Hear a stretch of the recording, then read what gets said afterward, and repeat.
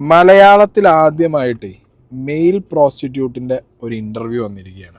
Encounters ഉണ്ടാവാറുണ്ട്, celebrities അടക്കം നിങ്ങളെ കോൾ ചെയ്യാറുണ്ട് എന്നുള്ളത് വളരെ സജീവമായിട്ട് തന്നെ സെലിബ്രിറ്റി എൻകൗണ്ടേഴ്സിൽ അപ്പോൾ ഇവിടെ കേരളത്തിൽ നടക്കുന്നുണ്ടോ? കേരളത്തിലും ഉണ്ട്, തമിഴ്നാട്ടിലും ഉണ്ട് സെലിബ്രിറ്റീസ് എൻകൗണ്ടർ. ധാരാളം അപ്പോയിന്റ്മെന്റ്സ് ഉള്ള ആളായത്. 9 മണിക്ക് ലതിക, 10 മണിക്ക് മേഴ്സി, 10:30 ഗീതാ ഷെട്ടി, 10:45 മീനാ റെഡ്ഡി, 11 മണിക്ക് വീണ്ടും ലതിക. എല്ലാവരും വിളിക്കാറുണ്ട്. ഓക്കെ, വിളിക്കുന്ന സ്ഥലത്തൊക്കെ പോകും. നമ്മുടെ സ്നേഹം ഒരാൾക്ക് മാത്രമായിട്ട് കൊടുത്താൽ എങ്ങനെയാ ശരിയാവുക?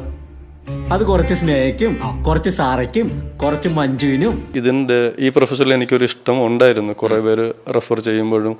പക്ഷെ ഉന്നെ മട്ടും കാതലിച്ച മറ്റു സുന്ദരിമാരെന്നോട് പിണങ്ങൂല്ലേ? എല്ലാ കസ്റ്റമേഴ്സിനെയും ഒരുപോലെ സാറ്റിസ്ഫൈ ചെയ്യണം എന്നല്ലേ നമ്മൾ പഠിച്ചിട്ടുള്ളത്? റിഗ്രറ്റ് തോന്നിയിട്ടുണ്ടോ? ഇല്ല, ഇത് ഫസ്റ്റ് ഉണ്ടായിരുന്നു, ഇപ്പൊ എനിക്ക് അങ്ങനെ ഒന്നും തോന്നിയിട്ടുണ്ട്. ഇതൊക്കെ ഒരു ത്രില്ലായിട്ടാ തോന്നുന്നത്. സെക്സ് ചെയ്ത് മടുക്കില്ലേ? അതായത് അതിപ്പോ നോർമലി ചെയ്യുന്നവരാകുമ്പോ അങ്ങനെ ഉണ്ടാവും. നമ്മളൊരു പ്രൊഫഷണൽ പോലെ കാണുമ്പോൾ നമുക്ക് കാശല്ല കിട്ടുന്നത്. ഇതുകൊണ്ടൊന്നും ഞാൻ തളരില്ല. അമ്മായി ഫിഷ് ഫ്രൈ ഇവിടെ കാണിക്കാൻ പോവാണ്, കൂടെ നിന്നോണം. നീ വേഗം കാണിക്കേ എന്നാ കണ്ടോ. മറ്റേ ഐഡിയ ആയി പോയി.